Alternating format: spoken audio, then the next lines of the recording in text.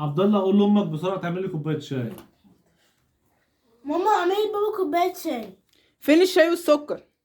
هات الكوبايه وتعالى يا حبيبي. بسم الله. ده سباطة موز دي سيبها زي ما هي. وده شوية لب سيبهم برضو زي ما هو. وده الشاي اهو. بص احنا عموما انا هاخد كوباية واحدة مش عايز طب كوبايتين. وانا كمان عايزة اشرب انا كمان. هنشرب انا وانت في الكوباية دي. نخمس فيها يعني؟ بص الشاي عشان بس الشاي بيحرق القلب. كده حلو. حلو. كده ماما رجع كتير الشاي. كده كتير. لا مش ياما كده حلو عشان الكوباية دي كبيرة مش صغيرة. تعرف الشاي بكام والسكر بكام؟